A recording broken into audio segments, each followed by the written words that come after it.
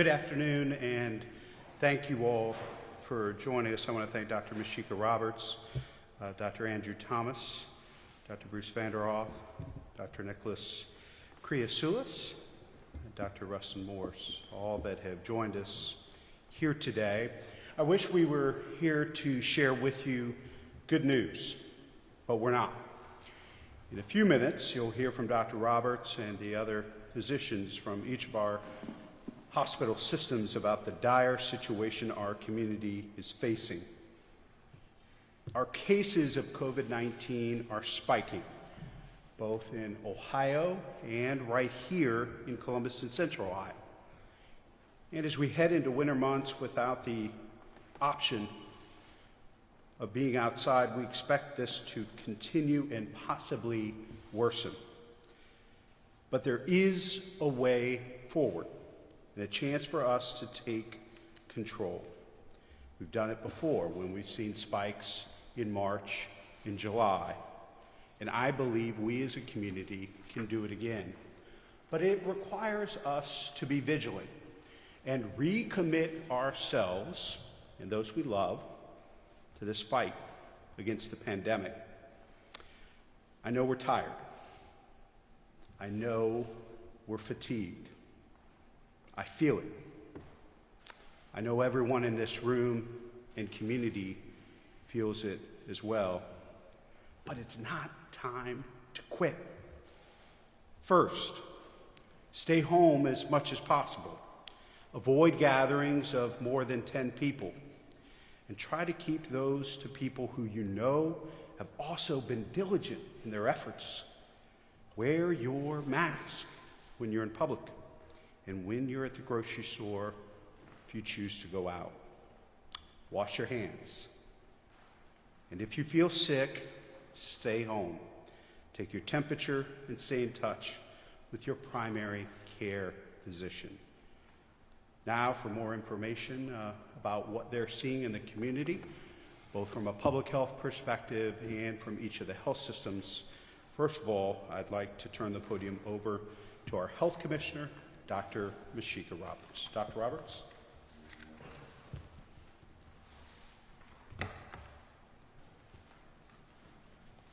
Good afternoon, everyone, and thank you so much, Mayor Ginther, for all of your support through this pandemic.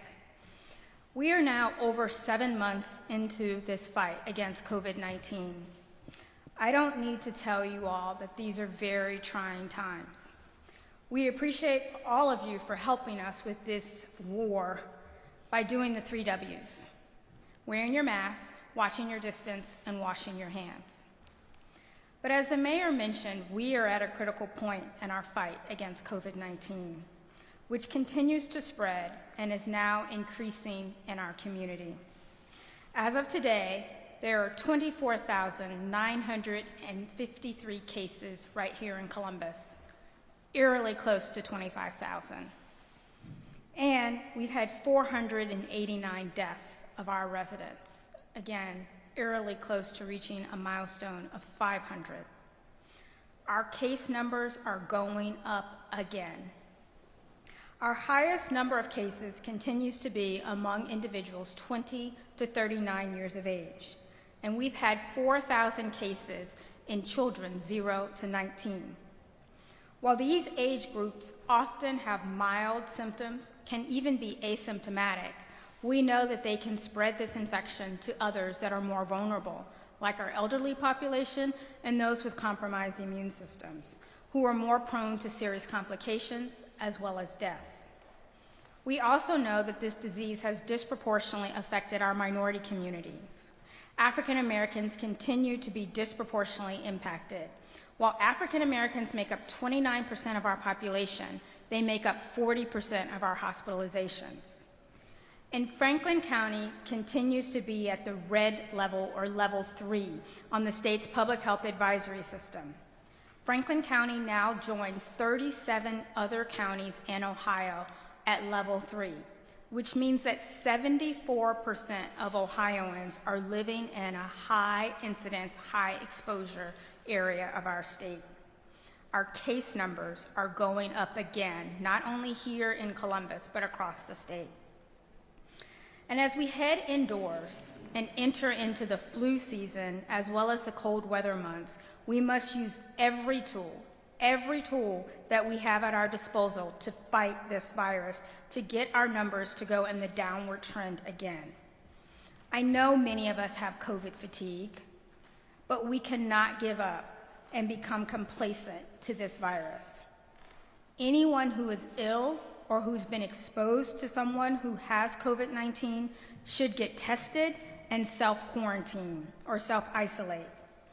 Thanks to our hospital partners that are here with us today, we have tested nearly 14,000 individuals right here at Columbus Public Health.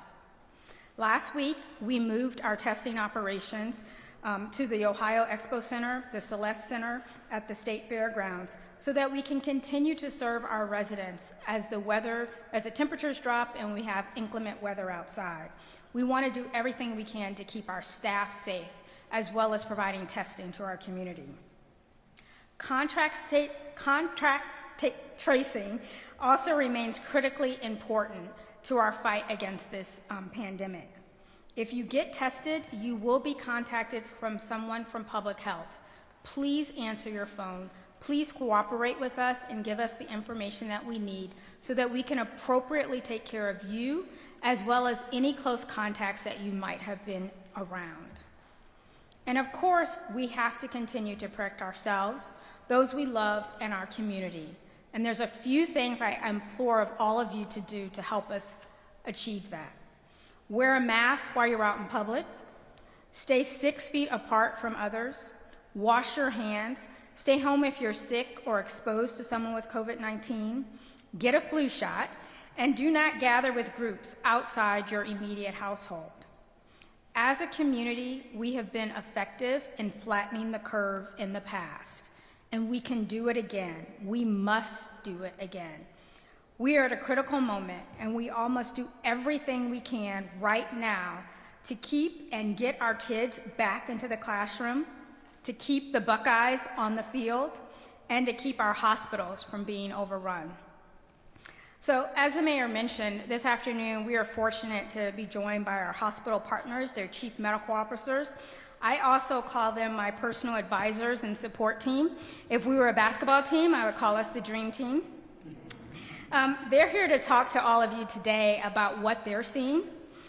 They will each give a very brief update about what their individual systems are seeing and what their concerns are. And I'm going to ask that Dr. Thomas, who is the Chief Medical Officer from Ohio State University Wexner Medical Center, to begin. Thank you all.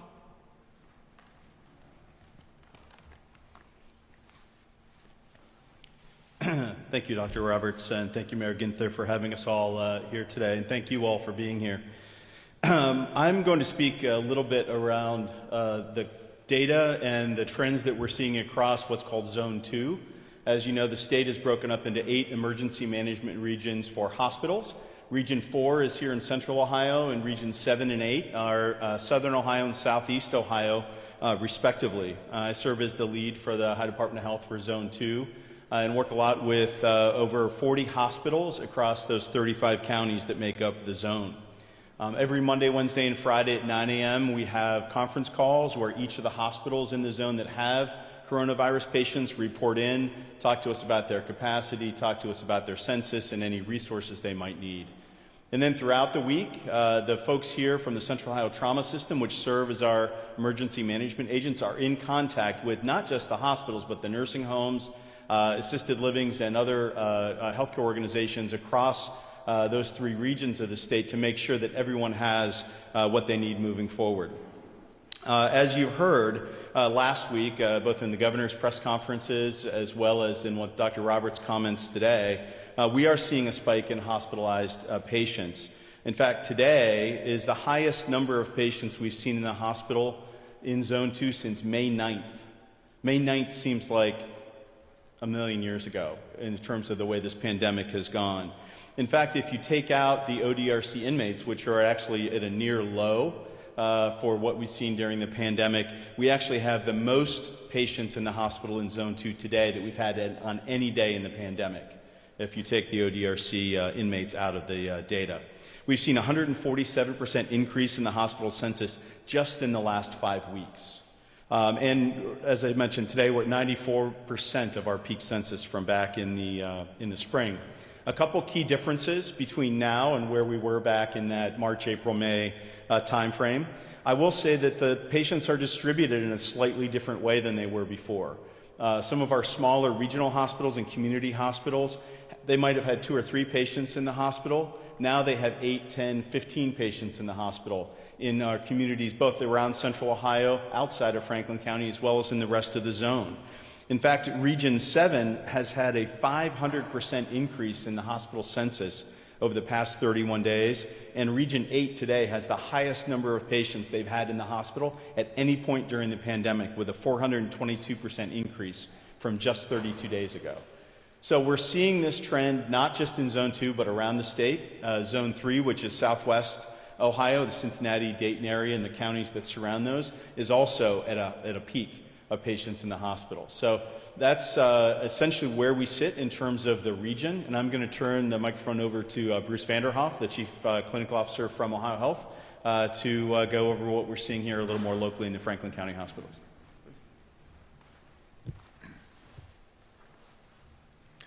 Well, thank you, Andy.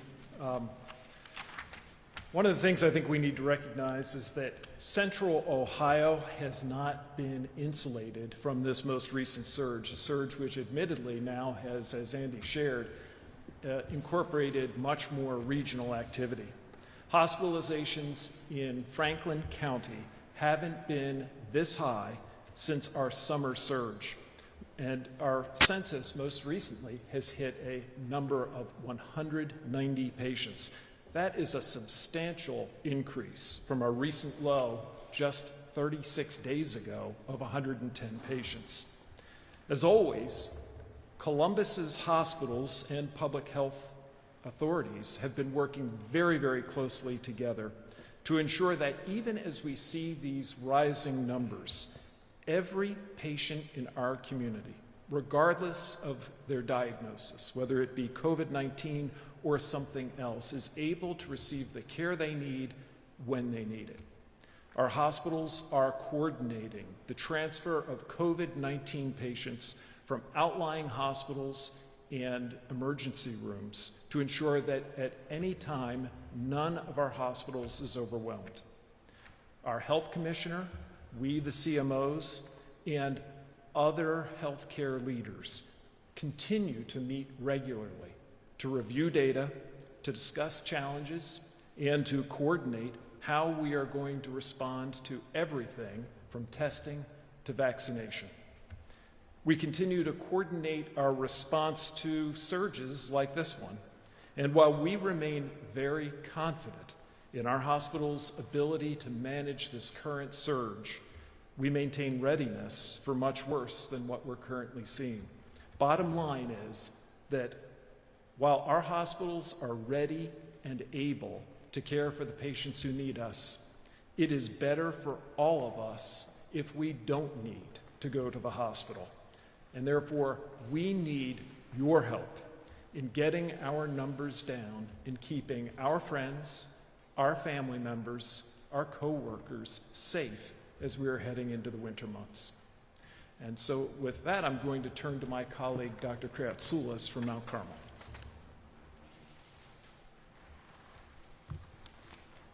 Thank you, everyone, and thank you, Dr. Vanderhoff.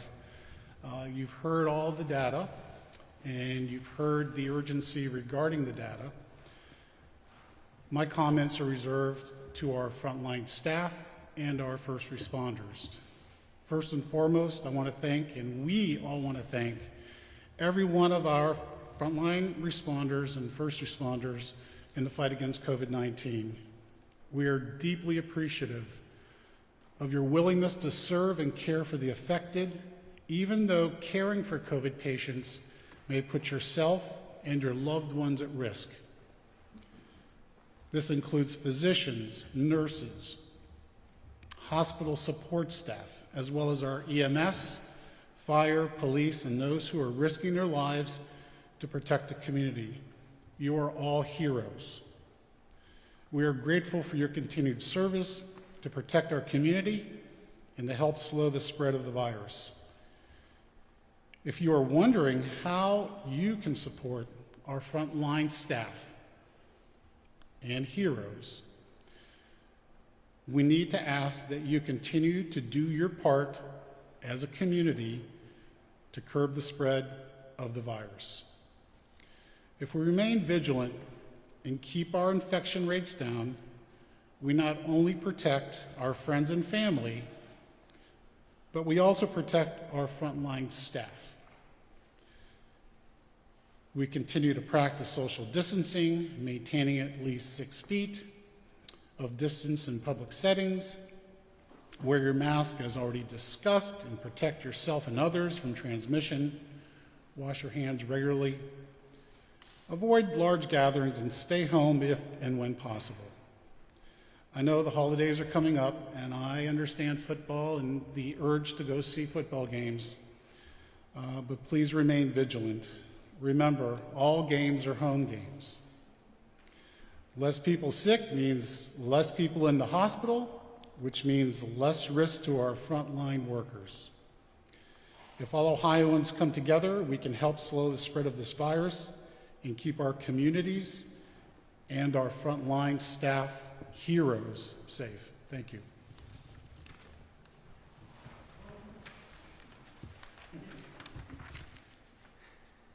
No worries, I'll introduce myself. Good afternoon.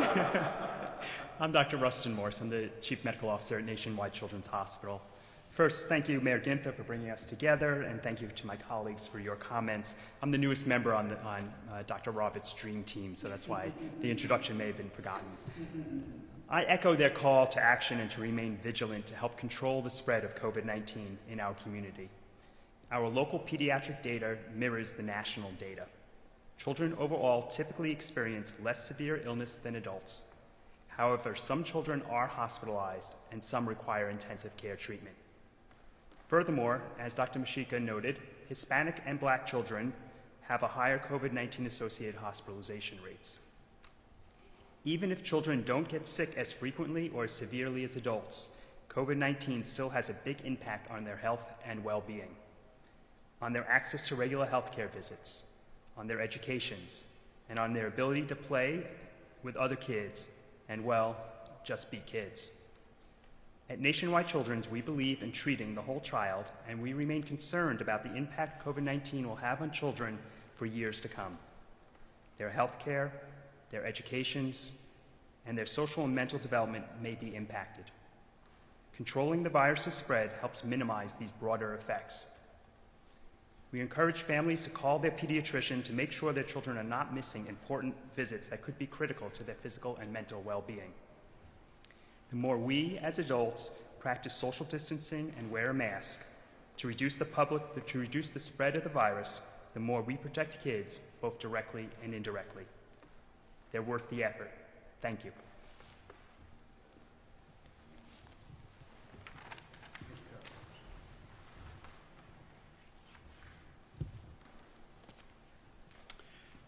Thank you again to all of these outstanding medical professionals who are part of the community's dream team in fighting the spread of COVID-19 and serving everyone in this community. Over the weekend, I watched the first Buckeyes game of the year, where I belonged, at home with my family. My understanding is there might be a big game coming up this Saturday night. And let me tell you where I will be, where I belong, at home with my family. And I want to encourage everybody in this community, and whether you're rooting for the Buckeyes or the Nittany Lions, that you do your part to protect the health, well-being, and safety of this community. And to make sure these student athletes have gone to incredible lengths to be able to compete this year. The least we can do is to stay at home, cheer them on, and to let them play. I saw some videos over the weekend showing that some of our residents did not follow the advice and guidance of these health experts. I know overwhelmingly there has been incredible compliance when Dr. Roberts and her team have visited establishments since the beginning of the pandemic. But it's critically important for us to recommit to what we know we need to do. We can do this together. We did it facing down a surge in March and again in July. I know we're all tired, and it's easy to become lax with mask wearing and being socially distant. I talked to someone last week who was at the end of their rope, these masks. They're uncomfortable, they told me. They're sweaty. It's difficult to communicate. They're just a real pain. And my response, in not so flippant way, is you know what else is uncomfortable? Being intubated. Seeing a loved one on a ventilator. We have the chance here as the community. Today's event is not to panic, but to sound the alarm and a call to action on behalf of this community to protect our loved ones and those that serve us on the front lines as they continue to take care of our neighbors during this pandemic. Columbus will continue to encourage wearing masks with the help of public-private partnerships. We've spent more than $350,000 to supply masks to city workers, partner agencies, and community organizations. To date, the city has given away 282,000 masks to the public. We still have around 100,000 masks to distribute. I'm also announcing today that we as a city are committing $1 million of CARES Act funding to serve as a public education and awareness campaign in these next critical weeks. Each of the physicians talked about this moment that we have to slow the spread and deal with the surge in the appropriate way. This campaign, we're asking for public and other private partners to join us because we know we are not done with this battle and we cannot do it alone. I will emphasize again that what our future looks like from a public health standpoint depends on what each and every one of us do right now. Recommit to being vigilant about wearing a mask, avoid large gatherings, and wash your hands. I'll be happy to take some questions for myself or for the physicians here. Yes? I know that you're talking about encouraging people to do the right thing. That's great, but I mean, like, on Saturday, are you going to be working with CPD to, have them mobilize and out and breaking up parties if they see people gathering in larger crowds than they should be? Are you going to try to get them to be out more so than they would be on any other Saturday? We will continue to do a lot of the work that Public Health and Division of Police have been working on. I'll ask Dr. Roberts maybe to give an update a little bit on what we did last Saturday, what we'll be doing this Saturday, and in the months past around large gatherings. So thank you for this question. We've been preparing for this game for several weeks since we knew it was going to take place. I had a team of staff out this weekend. We did 116 compliance checks on Saturday, along with CPD and OIU. Of those 116, we only found 2 that were in violation, and they were issued a warning. We continue to work with our partners at Ohio State University. It's a challenge. We know our businesses are doing the right thing. It's a challenge to control what people are doing in their private residencies. And I think that's more of what you were alluding to, is what's happening on people's private property. And that's a big challenge for all of us, whether we're in public health, government, or any other aspect. What you do in your private property is really up to you. But we will continue to work with our community partners, our businesses, as well as with the university moving forward.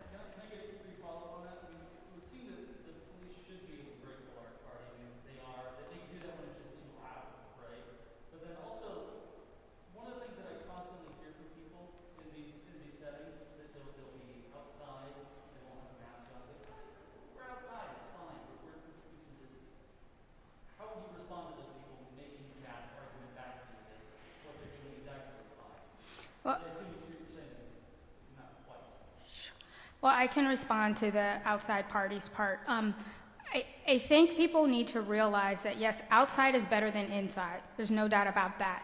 But you still need to keep that 6 feet. And so 6 feet needs to be maintained, because just because you're outside doesn't negate the fact that you don't need the 6 feet.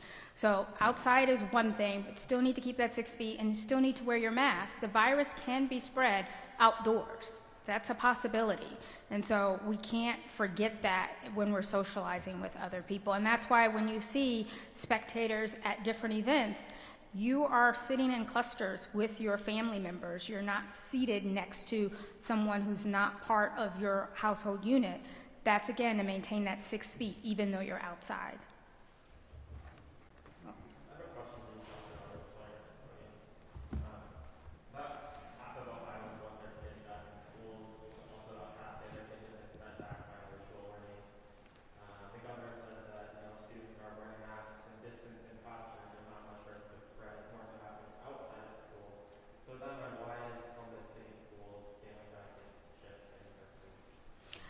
Well, I think that's a question for Columbus City Schools.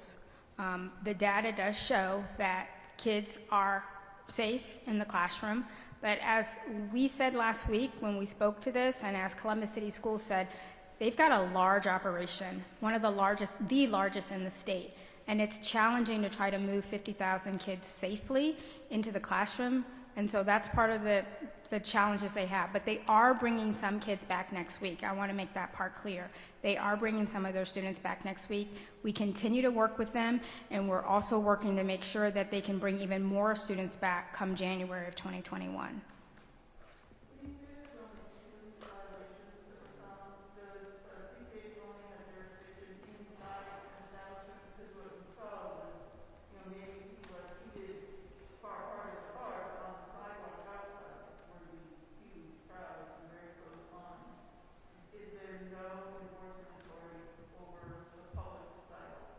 Well, I would say that the sidewalk, what we saw, or what many saw on the sidewalk, was a sign that the restaurants were doing the right thing inside the establishment. They were controlling how many people they allowed into the establishment and making sure they were able to keep the 6 feet of spacing from different parties once inside their establishment. So what about what's going on outside? I will admit, outside is a challenge. Outside is a challenge because these businesses have been stretched already, and so trying to maintain the line outside as well as their patrons inside can be a challenge for them. We work with them, we give them ideas of how they can control that, but it's really, a lot of it is up to our behavior and how we maintain the line, and so we try to keep the social distancing. But we do encourage our businesses as best they can to control the lines outside, but most importantly, we're worried about how they control the atmosphere inside their establishment. With regard to some of these large gatherings that I know the mayor referenced outside of people's houses on game day, some 50 people, maybe even more, how concerned are you that that will lead to an even greater spike? If there is a spike, when would we start to see that from Saturday's game? Well, any gathering of any size greater than 10 concerns me, whether it's on game day or any other day. Some of the pictures I saw over this weekend, I'm very concerned, and I would anticipate that if it leads to more cases, we would start to see that increase in the next 5 to 7 days from now, or from Saturday. And is there a concern that those cases will then spread into the greater community, for example, just off campus in Columbus and Franklin County? Whenever there's one case, there's a concern that there's going to be more cases as a result of that. So whether they're just isolated on campus, we know that many of our students and even those who attended the party aren't on campus. They're living elsewhere and they're working elsewhere, and so it could spread anywhere in the community. So yes, there is a concern that it could spread outside of the campus area. I guess the one point I would add, I know we've talked a lot about football here today, and I've done my part, but this surge that we're seeing is not because solely of Ohio State football. And so, we have to recommit to how we need to live with this pandemic and the precautions we need to take, whether or not it's football games or, how we interact with our colleagues and our neighbors in the community. It means that we have to work, worship, interact with others, shop differently. And that does not go away. This pandemic is not going away. And so as a community, we have to recommit to doing things differently. And I think this is a very critical time, not just with Ohio State football coming back, but with Thanksgiving and the holidays right around the corner. People need to plan differently to celebrate and enjoy those things in a different way. Halloween, trick or treat for Columbus and many Central Ohio communities is Thursday. We need to plan differently to take care of each other and to do our very best to flatten this curve as we enter these critical couple of weeks. Mayor, does the city have adequate enforcement mechanisms? Because I'm just thinking, like you said, 116 checks only to violations. I'm hearing from you when it comes to parties on private residences, even if someone is seeing that and it's obviously a problem, it sounds like the police don't really have much they can do if it's on private residence. So does the city have what it needs to enforce this? I believe so, and I think, from the compliance that Dr. Roberts, and I'll let her speak to what she's seen with her team from the very beginning. I think at one point, with respect to masks, there was and with checks, about a 95% compliance over the last several months. That has not necessarily gone away.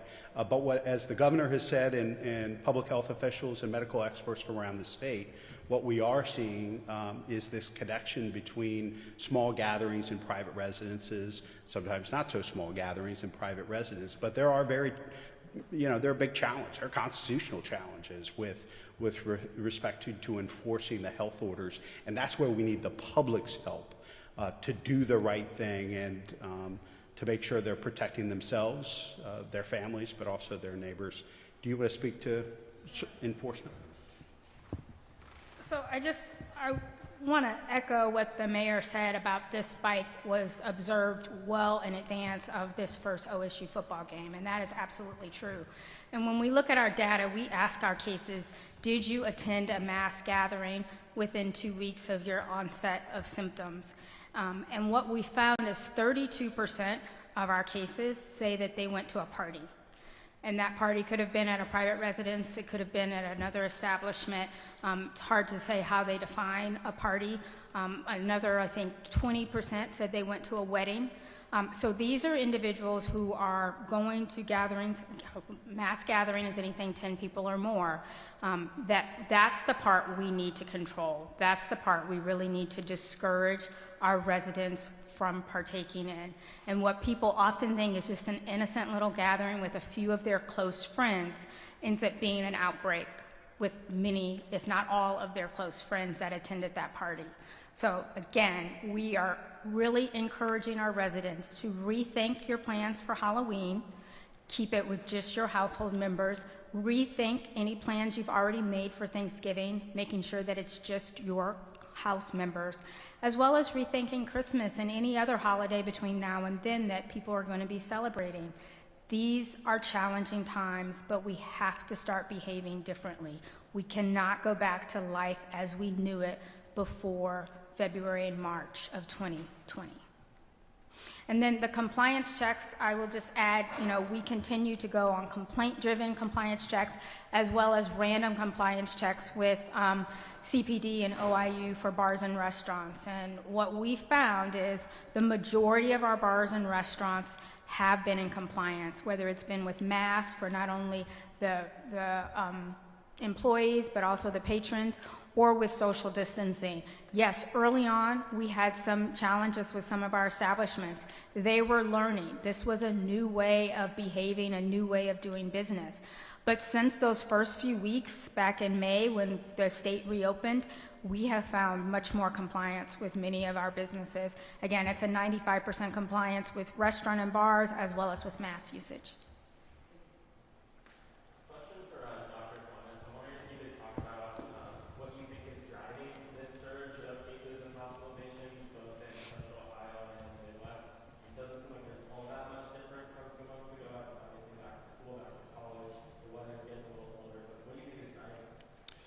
That's a great question. I think we're all struggling to figure that out. The general consensus is that as the weather's gotten colder, people are having these gatherings a little bit more indoors, or they're just more indoors. We see this pretty much annually with flu season, where the flu season gets worse as you get further into the winter, because there are even some mechanics of how the virus hangs in the air based on the humidity and other things that do make it a little bit more easier to contract in a drier time of the year.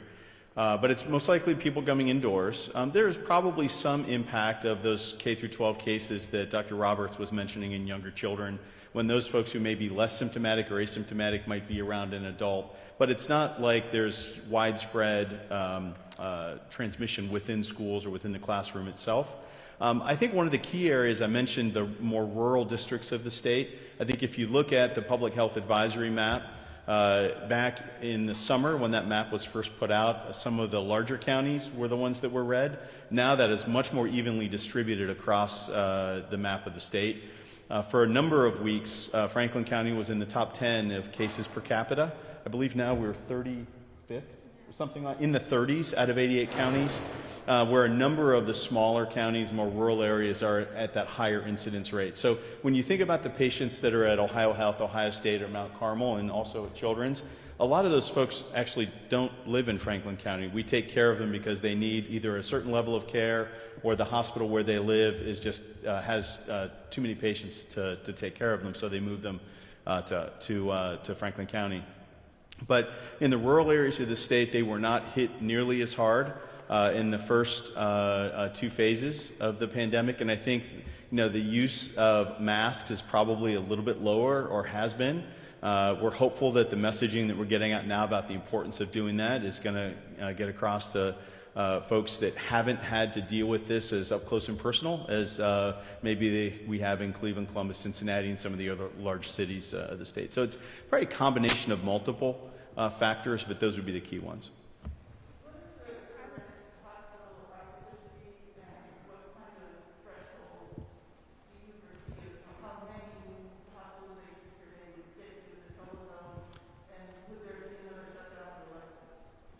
Thank you for the question. To take the last part first, I don't think anyone at this point is anticipating a widespread lockdown on elective procedures or elective care like we did back in March. We can talk more about that if you'd like, but I don't think that's in anyone's plans. As we have both our local calls that Dr. Roberts and Joe Mazzola run every Monday and Thursday, we all talk about capacity multiple times per week, and then we also have these discussions on the zone calls every Monday, Wednesday, and Friday. At this point, I'm not hearing from anyone that they feel their entire hospital is too full. All of us, at least of the hospitals represented here, would say we have surge capacity inside our facilities, both in terms of maybe a unit that's been closed or some beds that are under renovation that we could bring back into operation in order to meet a surge of patients. That being said, we are also anxious that if it doesn't peak and start coming back down, at some point there is a breaking point. But we are far from that, Carrie. I think that we are preparing for the worst case scenario, but at this point we are not more than just in preparation mode. And we feel like we have adequate capacity to manage both COVID patients as well as non-COVID patients without a problem in our community. I just wanted to chime in on the question you had about rural communities and why maybe some of those hospital numbers are going up. Every Monday, the governor speaks to the health commissioners, and one of the first questions he asks us every Monday morning is, what's your mask compliance like? And we've been having these calls for at least 6 or 7 weeks now. And notoriously, the big cities, Columbus, Cleveland, Cincinnati, all say our mask compliance is great, 80, 90, 95%. But the smaller jurisdictions have been struggling with mask compliance. And I think what they're seeing now in their cases is a red flag for them, like, oh my goodness, and they're starting to get more compliance among their residents. But if you recall, we were seeing a significant spike here in Columbus in late June, early July, and the mayor called for a mask order on July 3rd, we saw a significant decrease in cases here locally once that mask order went in place. And so we used that tool. It was effective. In addition to that, the governor then did the early last call for bars, and that happened, I think, around July 20th, if I'm not mistaken. We saw a 37% reduction in cases here in Franklin County about 2 weeks after that took place. And if we looked at just the ages of 20 to 29%, we saw a 20 to 29 years of age, we saw a 50% reduction. So we've used those tools, and those have been very effective for us here.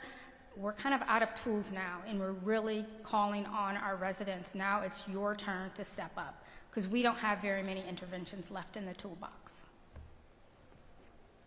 With cases spiking and potentially with more cases at Ohio State, potentially from some of these parties or tailgating, could it impact if the Buckeyes are able to continue to play football? Is there any rules as far as the Big Ten, just kind of going forward? So the way the Big Ten has currently put their guidance out, they're primarily just looking at the positivity rate of the team and of the campus. The Big Ten health commissioners have gotten together, and we've asked the Big Ten to consider the community aspect of the disease spread. It's not clear whether the Big Ten is going to take our advice or not, but we have asked them to look at the positivity rate in the community as well as the cases per day per capita in the community to consider whether the game can go on in that community. Not the team, but could the game go on in that community?